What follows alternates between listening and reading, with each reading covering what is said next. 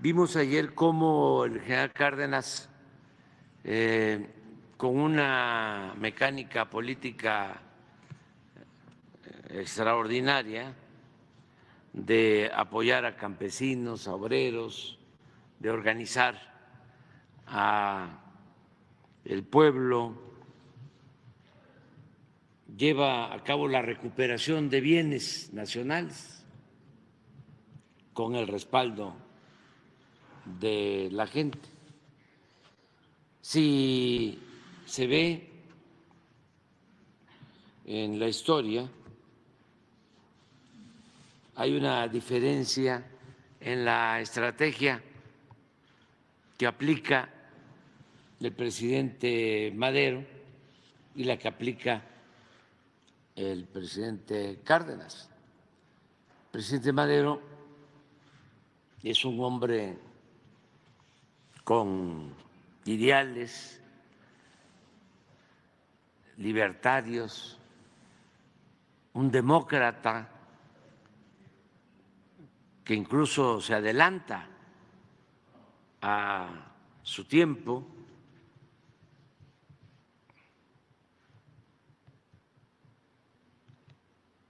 y considera que basaba con conseguir la libertad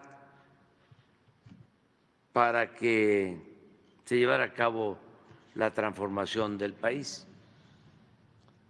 Aun cuando sí estaba consciente de hacer justicia en lo agrario, en lo laboral, porque sí se propone resolver el asunto agrario para cumplir lo que se estableció en el Plan de San Luis, cuando se llamó al pueblo a tomar las armas. En el artículo 3 del Plan de San Luis se habla de que se iban a recuperar las tierras, se iban a restituir las tierras que injustamente los hacendados le habían arrebatado a los pueblos. Ya cuando se llega a la presidencia, esa demanda no se cumple y empiezan a buscar opciones alternativas, y lo más que se propuso era entregar tierras nacionales a los campesinos, pero sí había una intención, no igual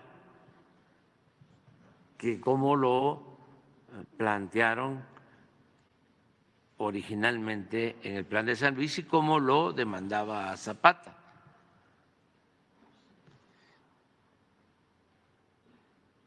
Con la frase de que la tierra es de quien la trabaja.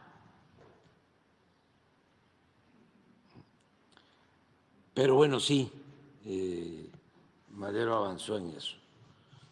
Intentó resolver el problema agrario. Y el problema o la cuestión laboral también. Con él se logra que se vaya reglamentando lo de un salario mínimo con Madero, y se logra también que los trabajadores ferroviarios que eran extranjeros pasaran a ser trabajadores ferroviarios mexicanos, que los ferrocarriles que ya se habían rescatado ya eran ferrocarriles de México, porque la deuda de las compañías extranjeras ferrocarrileras las había absorbido el gobierno de Porfirio Díaz, una especie de rescate como el FOA-PROA. Pero de todas maneras, aunque ya se habían llevado a cabo estas operaciones, todo el personal seguía siendo estadounidense, siendo los ferrocarriles nacionales, ya adquiridos por el gobierno de México. Y cuando llega Madero decide que van a ser operados los ferrocarriles por mexicanos. Entonces sí, hay avances, pero no lo suficiente. Y se va quedando solo, sin apoyo popular, y por eso, pues, la pandilla de rufianes que venían del antiguo régimen lo sacrifican, lo asesinan. El general Cárdenas no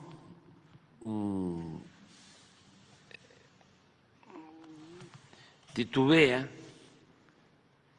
y se apoya desde el inicio en las bases. Y por eso entrega la tierra a los campesinos y por eso apoya a los trabajadores. Y esto ayuda mucho para que después de organizarlos en la CNC, en la CTM, que surgen en ese sexenio, pues lleva a cabo la recuperación de los bienes de la nación que Porfirio Díaz había entregado a extranjeros, sobre todo el petróleo, que es una gran decisión y es algo que nos permite como país desarrollarnos. No olvidar eso. México pudo industrializarse porque se tomó la decisión de recuperar el petróleo en beneficio del desarrollo de México. El petróleo fue palanca y sigue siendo palanca del desarrollo nacional.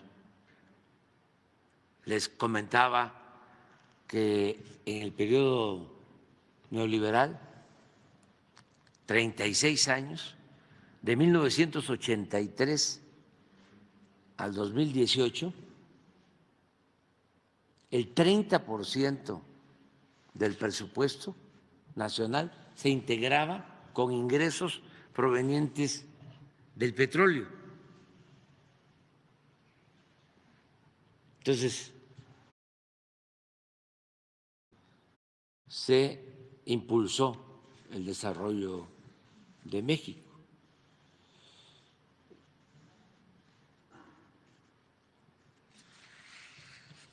De modo que tenemos muchas enseñanzas en nuestra historia.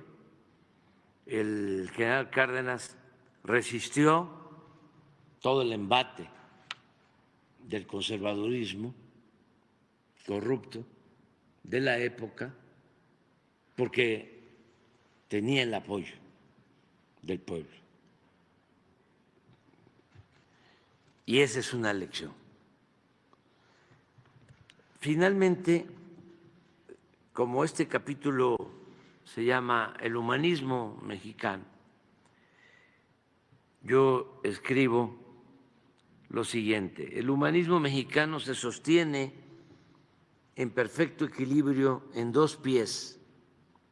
Uno es el de la gran herencia cultural prehispánica que nos alimenta de virtudes excepcionales, como la fraternidad, la libertad, la justicia y la honestidad. Y el otro es el de la política con dimensión social y carácter público que llevaron a la práctica, como en pocos lugares del mundo, nuestros próceres abnegados y ejemplares. En esta breve historia hay enseñanzas mayores. La principal es que solo con el apoyo de las mayorías se puede llevar a cabo una transformación popular para hacer valer la justicia y enfrentar a los reaccionarios que se oponen a perder privilegios. Esa es una enseñanza para los jóvenes. Lo voy a leer de nuevo. Solo con el apoyo de las mayorías se puede llevar a cabo una transformación popular para hacer valer la justicia y enfrentar a los reaccionarios que se oponen a perder privilegios. Eso debe quedar muy claro. No se puede transformar una realidad de injusticia con el apoyo de los de arriba.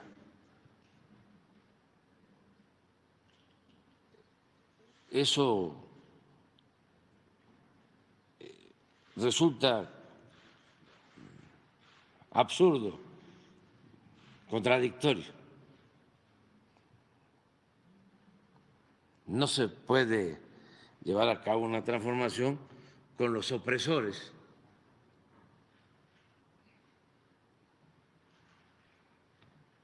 Es un contrasentido.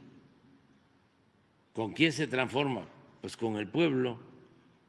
¿A quién le importa que haya democracia verdadera, un gobierno democrático? Pues al pueblo, porque de esa manera hay una mejor distribución de la riqueza, del ingreso, del presupuesto.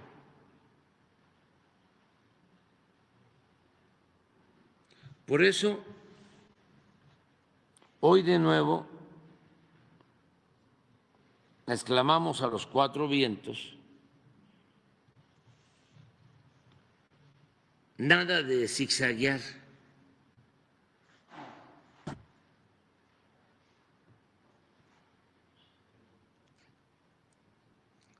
Sigamos anclados en nuestros principios. Reafirmemos la decisión y el rumbo que hemos tomado desde el inicio del gobierno.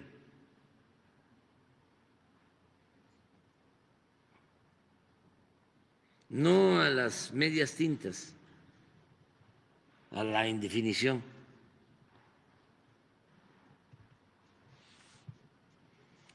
Y algo que es muy importante: no aceptemos nunca, jamás, que en México se imponga una minoría a costa de la humillación y del empobrecimiento de las mayorías. Eso también es otra enseñanza mayor. Voy a repetirlo: no aceptemos nunca que en México se imponga una minoría a costa de la humillación y el empobrecimiento de las mayorías.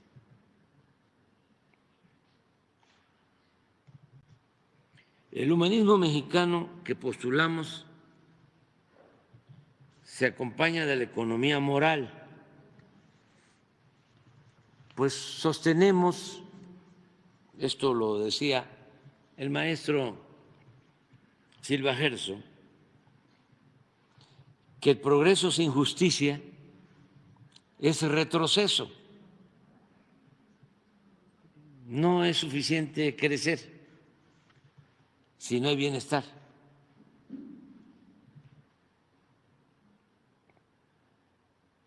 Decía una consigna de nuestros tiempos de estudiantes: no te dejes engañar cuando te hablen de progreso, porque tú te quedas flaco y ellos aumentan de peso.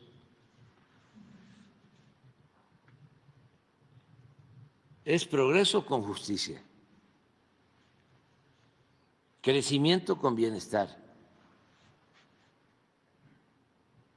desarrollo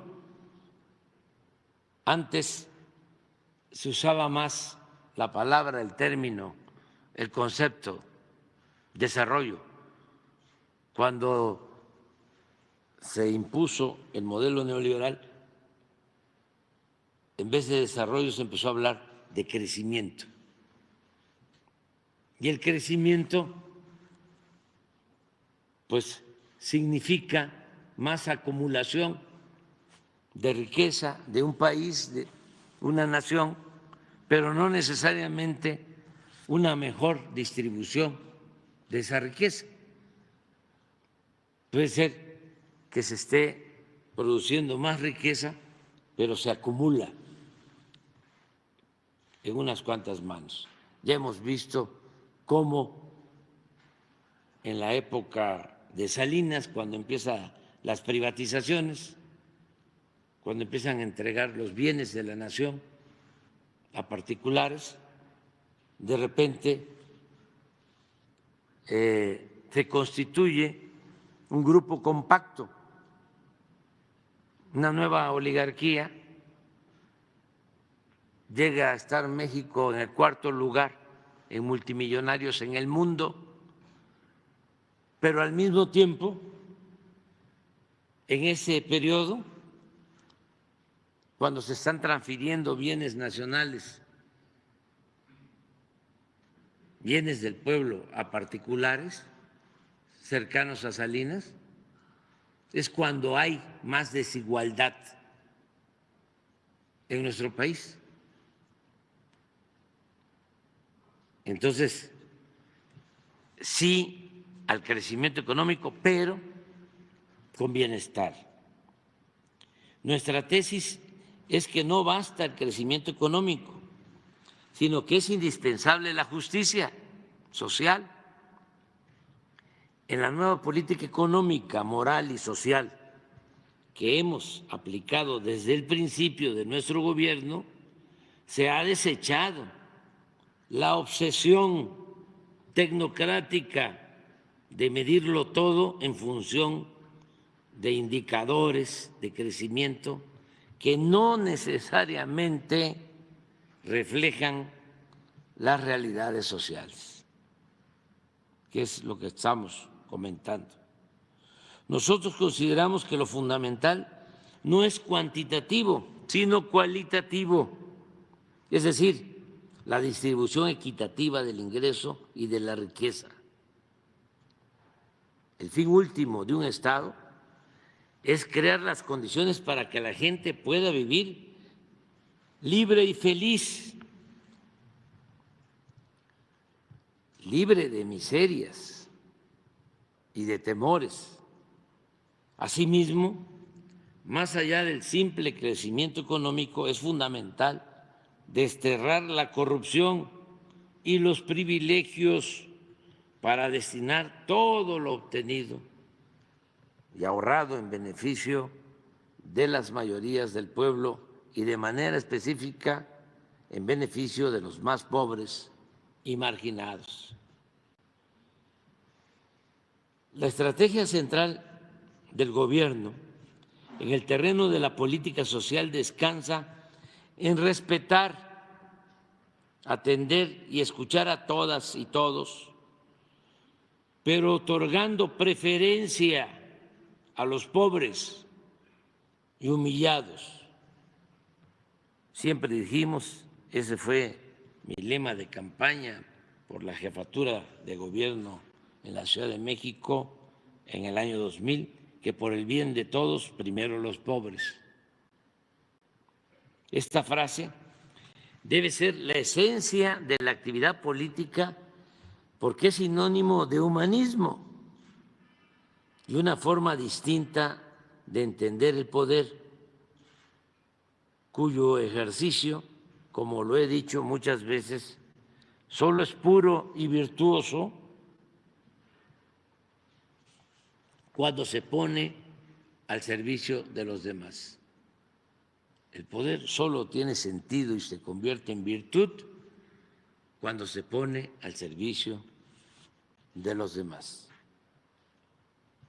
Si no es así, ¿qué es el poder? prepotencia, banalidad.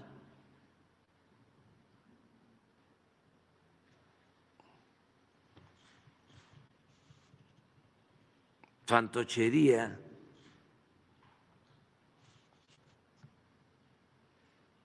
arrogancia,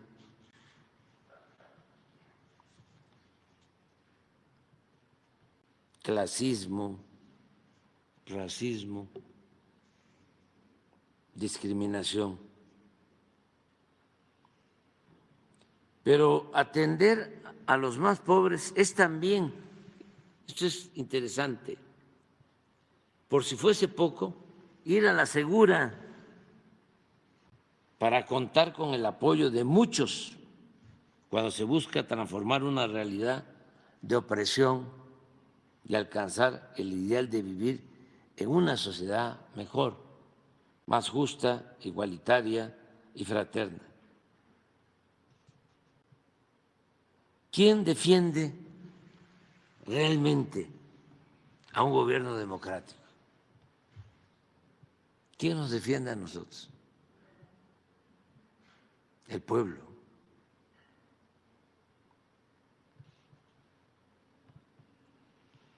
El pueblo, básicamente el pueblo. Ni modo que nos defiendan los de la cúpula del poder económico o político. Ricardo Flores Magón dejó muchas enseñanzas y tenía una frase que me gusta mucho y la repito y la seguiré repitiendo. Decía, solo el pueblo puede salvar al pueblo.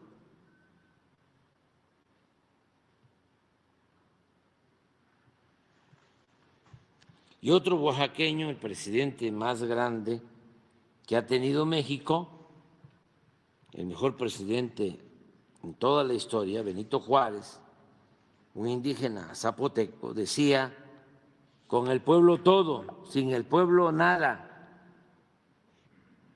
Nunca olvidemos que quien respalda la transformación es el pueblo. Por eso mismo jamás de los jamases debemos traicionar al pueblo. Algo básico, esencial, sobre todo para los jóvenes. Nada se logra sin amor al pueblo. Lo repito, nada se logra sin amor al pueblo. Para los jóvenes que quieren servir. Quizá en otros tiempos se podía fingir, simular y pedir votos en campaña, abrazar a la gente y luego, al llegar al cargo, olvidarse del pueblo. Quizá antes, en otros tiempos. Ahora ya no. Eso lo tienen que internalizar los jóvenes. No han podido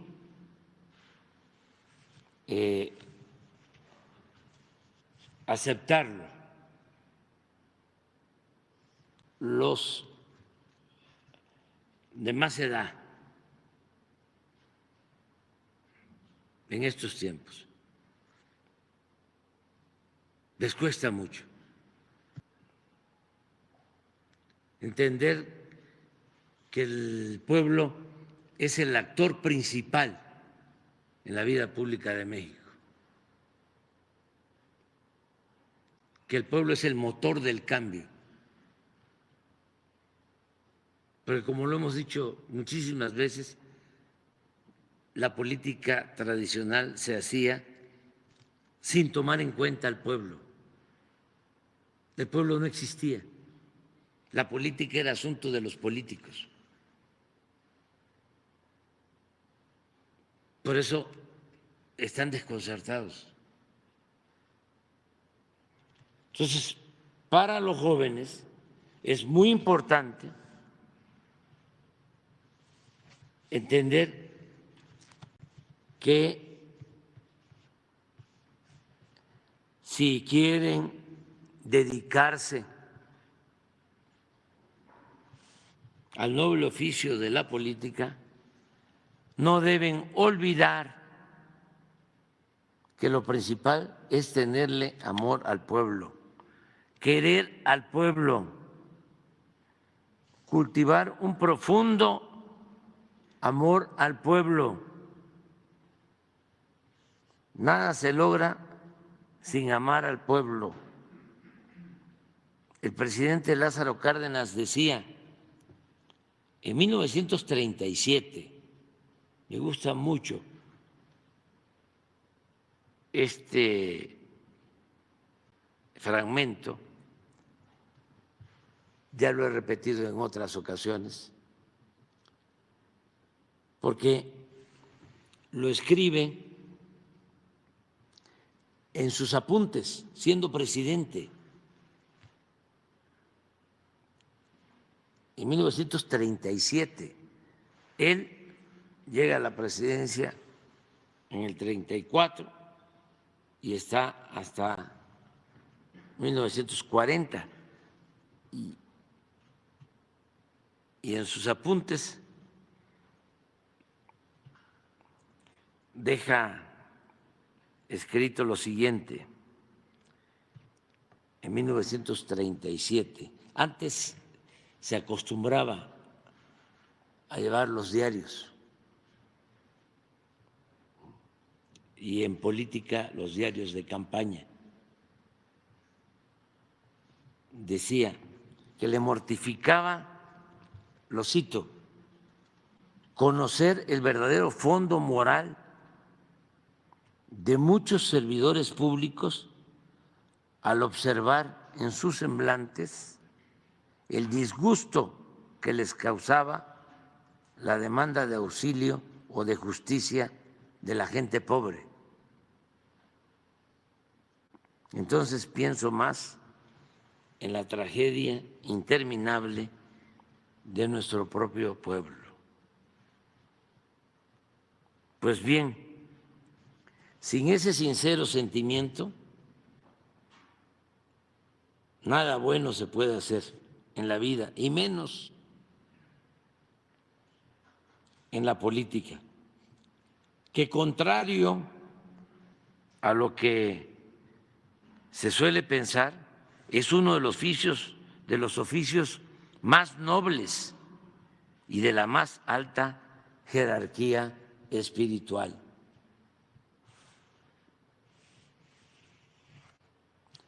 La auténtica política es profundamente humana en su fundamento, en su esencia y sobre todo cuando se practica en bien de los demás y en especial de los pobres.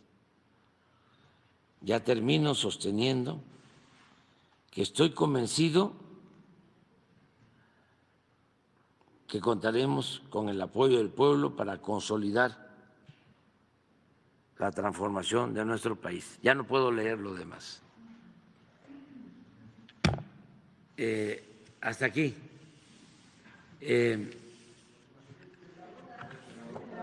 Vamos.